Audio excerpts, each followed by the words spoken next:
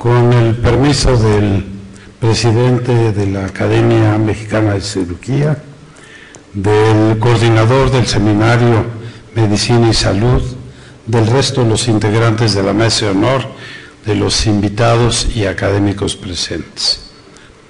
Debo decir que tengo el orgullo de formar parte de las dos instituciones que hoy se reúnen para desarrollar esta sesión. He sido académico de la Academia Mexicana de Cirugía desde hace algunos años, y en cuanto al seminario Medicina y Salud, tengo el privilegio de haber sido uno de los primeros o del grupo fundador, y pues he tratado de mantenerme presente los 15 años que lleva el seminario. Lo que me encargaron es hablar de la atención médica a largo plazo de las enfermedades crónicas. Debo decir que pareciera que la diferencia entre una enfermedad aguda y la enfermedad crónica es el tiempo de duración, o por lo menos la única diferencia. Sí es cierto que esto es lo que lo define, pero voy a argumentar que no es de ninguna manera la única diferencia. En todo caso, la enfermedad crónica también se equipara con la enfermedad incurable, porque la mayor parte de las enfermedades crónicas conviven con el individuo el resto de su vida.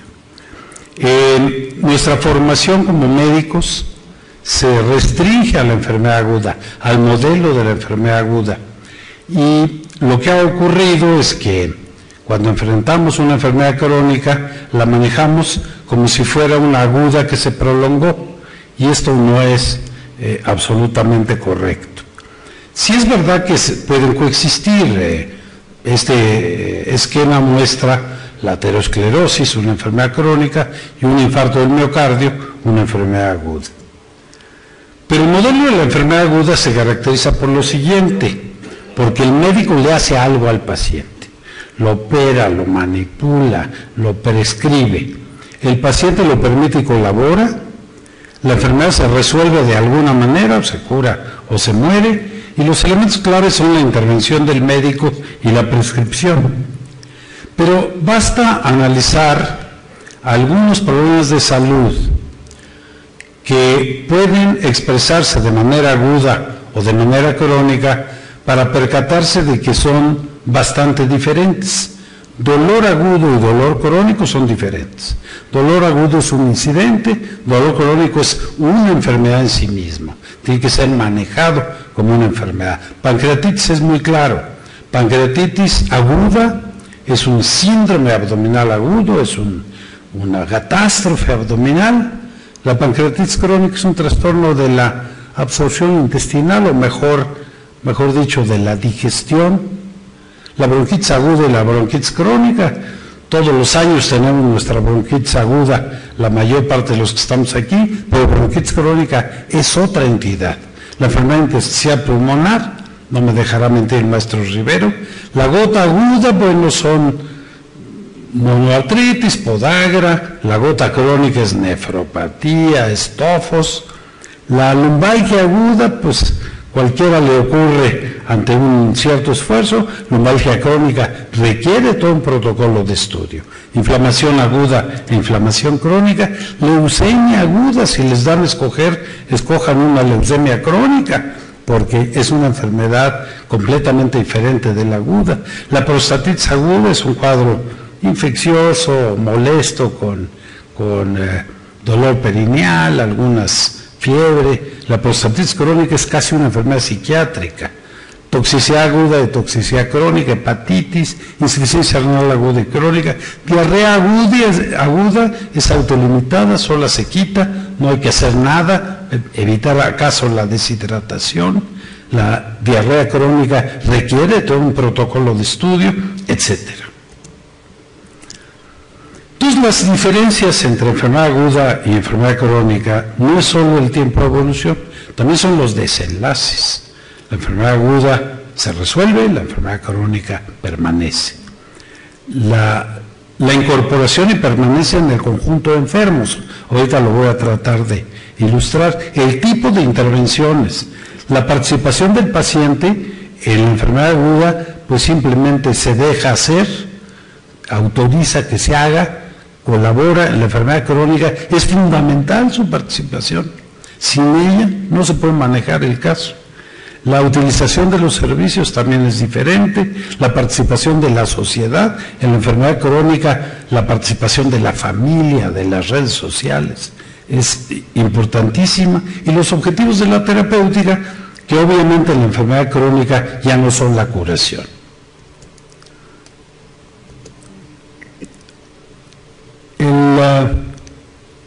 Buena parte de lo que se hace en la enfermedad crónica es ofrecer información a los pacientes, para que los propios pacientes tomen sus decisiones.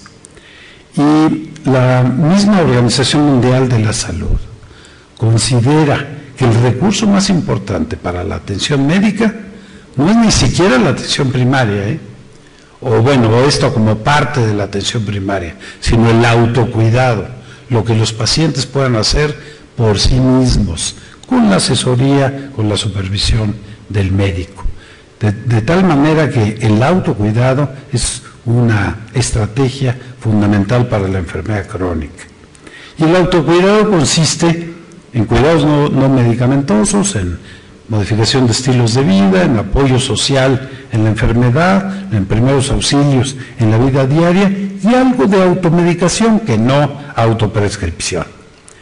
Este autocuidado es un continuo que en ciertas circunstancias es la única intervención y en otras ya tiene que ser la intervención de los médicos, pero muchas de las decisiones cotidianas de los estilos de vida, del automanejo de los síntomas, es responsabilidad del paciente, y por eso la educación para la salud es una estrategia fundamental.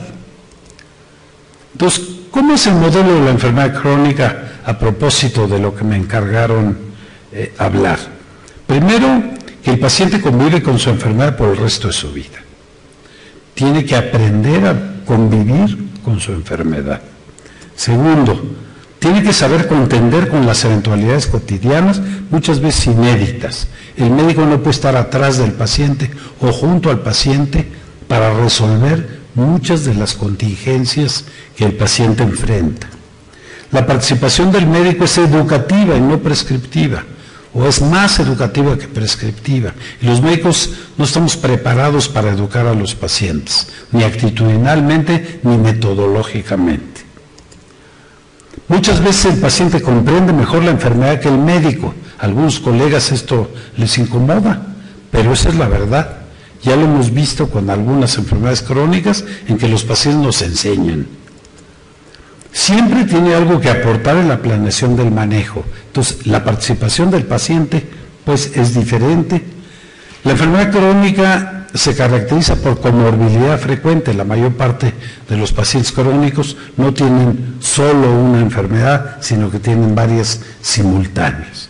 Y lo que los médicos tenemos que hacer ante el paciente crónico, por un lado, propiciar la autonomía del paciente, que él pueda tener todas las condiciones para tomar sus propias decisiones y no que dependa del médico para cada una de estas decisiones. El médico tiene que asesorarlo, desde luego, tiene que validar estas decisiones, tiene que retroinformar al paciente diciéndole esto estuvo bien, esto no estuvo bien, y vigilar ciertos indicadores que le permiten saber si las cosas van bien o van mal. El paciente tiene que ser educado, tiene que convertirse en un experto. A veces no es fácil por características del propio paciente. Hay que empoderarlo para su automanejo y varias estrategias para reducir costos, como atención domiciliaria, ambulatoria, asesoría telefónica, electrónica u otros. Concluyo con estas reflexiones que dicen: vivir en el desorden, el caos, las contradicciones, los celos, las traiciones, las luchas, los socavos, es, no obstante, vivir. Hacerlo entre enfermedades, desilusiones, agresiones, es, no obstante, vivir. Salud y enfermedad conforman un continuo que va de la reserva a la discapacidad. Todos vivimos enfermos. El caso es dominar el mal, domarlo, domesticarlo, no vencerlo, pero sí llegar a un arreglo con él. Les agradezco su atención.